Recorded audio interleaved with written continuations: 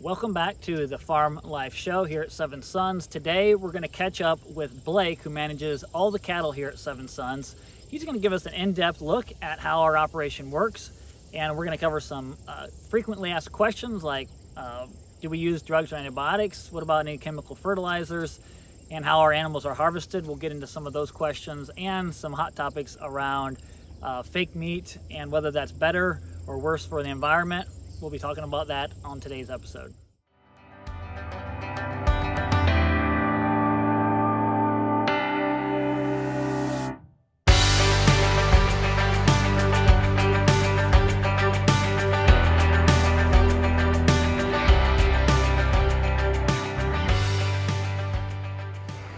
Here, cows. This is one of my favorite parts of the day, is coming out here and moving the cattle from one part of the field to the other part. They were over here last night and yesterday, and this morning they are going to be moved to a brand new section here. So looks like the cattle are ready to move. I'm going to start winding the wire up.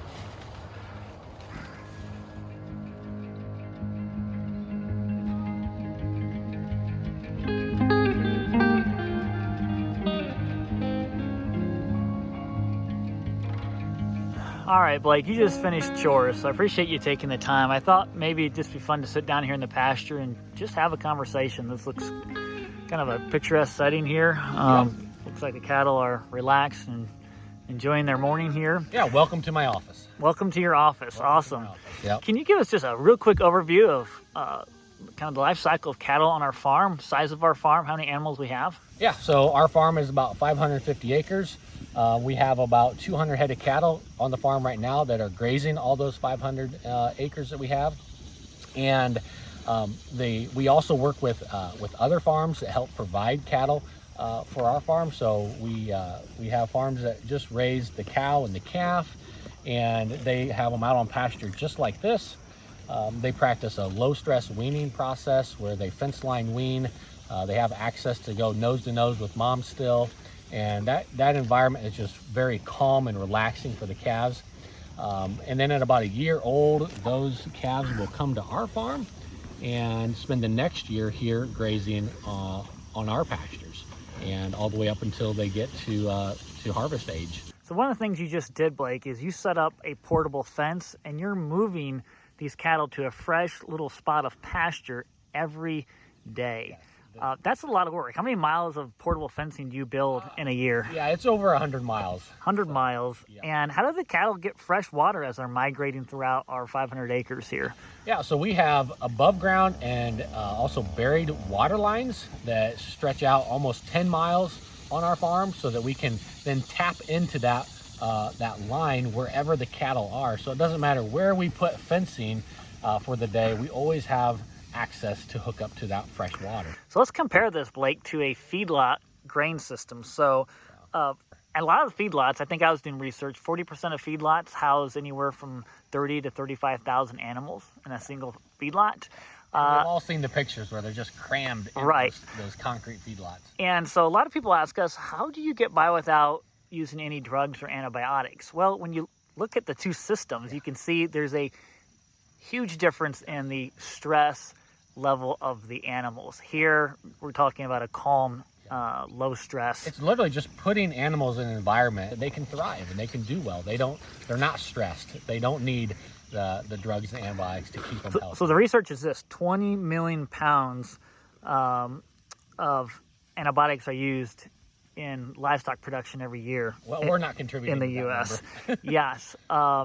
And so you're not using any here every year, right? No. But let me ask you, what happens if an animal gets sick? How do we handle that here? Yep. So when it does happen, it's very rare, but what we'll go ahead and do is we'll remove it from the herd and just let it be by itself for a little bit. Just kind of, we're the same way. If we aren't feeling well, we just want to be by ourselves, lay on the couch and relax a little bit. It's the same principle. The cow relax a little bit and go through that process of healing itself, and it can usually rejoin the herd. In a case where it can't, and we feel like we need to go ahead and treat it with the antibiotic, we will, to save the life of the animal. We obviously don't want it to suffer, but it will be removed from our farm and go to a different location to live out its life. So we talk about keeping the animals calm. This is exactly what we want to see. When you can go out and you can just sit down in the pasture and the cattle just come up all around you. No, they're out here. They don't view us as a threat. They're very comfortable with us, and everything is just more calm when the animals have that trusting relationship with you. And that's what we're witnessing right here. Well, Blake, as we cut clips here, it looks like the cattle have kind of migrated to a different spot here. Yep. But I'm going to ask you about the process, even leading up to the time that the animal is actually harvested. How is that different? Yep. So the entire process is extremely calm. The animals don't see it happen. They don't see each other being harvested. No, they do not. So which is different from a large scale. It's not a big line where they just keep shooting them in. Right.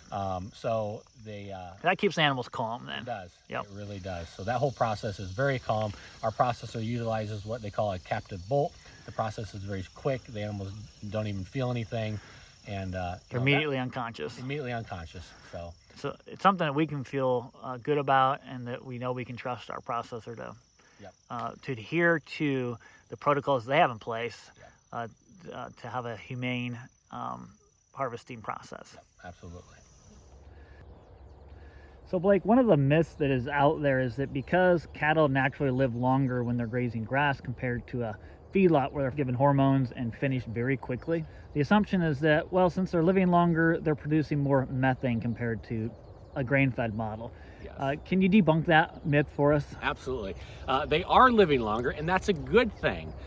They are producing methane, which we all know that, but at the same time, that is canceling it out because the cattle are out here grazing the grass. So our job is to keep this grass in a vegetated state, meaning it's growing, it's green, and when it's doing that, it's capturing the carbon out of the atmosphere and putting it back into the soil. And in order to have that green growing grass, we need the cattle out here continually grazing this grass, keeping it growing, kind of like your yard. You mow your yard, it comes back green. You just keep doing that. The cattle are doing the same process for us. And that process is actually sequestering carbon, offsetting any emissions. Methane. So the longer we have cattle out here, the better effect we have on the environment. So when you look at the whole system compared to raising the grain for the cattle in the feedlot, this is by far... raising that grain, we have to have tillage involved. That means we're opening up the soil and we're putting the carbon back into the atmosphere. So yes, that model is a negative effect on our environment. So we need to get all those cattle that are in the feedlot out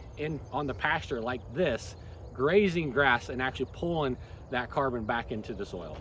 Okay, Blake, another common myth is this idea of the term fake meat or synthetic meat, that's better for the environment since it doesn't involve any animals. Can that be debunked as well? Absolutely. Again, in order to produce what we call fake meat, it's going to have to require the production of soybeans and grains in order to do that, and that is actually putting carbon back into the atmosphere. Again, it's just like the row crop farming, producing corn for the feedlots. It's the same principle. So, and it actually requires more water in order to do that, which, water is a natural resource that we want to preserve. Another common myth, Blake, when it comes to plant-based protein is that it's better because animals aren't dying in that system. And truly, we understand the genuine concern that is out there, but the reality is that is not the case at all when it comes to plant-based protein. Explain that. So in the plant-based proteins, they're still doing all that tillage. So in that tillage process, they're killing off all the field mice, the moles, the earthworms, all that life and biology that is supposed to be living and is living in your soil if you allow it to, but they're destroying it all in that process. So there's actually been research on this, and you can do your own research as well, but more animal lives and beating hearts are destroyed in a plant-based system than what you're seeing out here. Yes. So then you could bring up the argument, well, as a big animal, should we care more about a larger animal than a smaller animal? I don't think we want to go there. No, but that's not the point. The point is life is still being taken in any model of food production. In order for life to exist, life has to be sacrificed. That's just a fundamental truth of the earth that we live on. So the research I did, Blake, get this, over 20 million tons of synthetic fertilizers are used in crop production here in the U.S. each year. And the unfortunate thing is most conventional farms are relying upon fertilizers to grow crops and to grow, forage. You see here. Yeah, so the difference here, you're not using any, but yet we're growing an abundance of forage just through the management system and keeping what? Life in the soil, the biology? Biology living, yep. So biology feeds the plants. The plants. Plants feed the animals. Give and take. We eat the animals, and it's a regenerating system, getting better and better every year. Yep. So Blake, what are you most proud of here, and what gets you up in the morning? I'm really proud of the fact that I can be a part of a food system that is building and can be something that our kids can be a part of and be proud of. So the fact that I can come out here in the morning and be with the cattle and know that the way that the cattle are being raised, the way they're being taken care of, is actually leaving our land better than it was when I was here yesterday. So it's a constant improvement, knowing that the next generation and the consumers that are actually out there supporting our farm, that is exciting. That gets me up in the morning, knowing that there's thousands of people that are behind this and supporting farms like ours and other farms. Okay, that wraps up today's episode. I just want to remind everyone about our Farm Festival event coming up on September 11th. We would love to have you here to come out and see for yourself what we just talked about on today's episode. There'll be live music and food. It'll be a great time.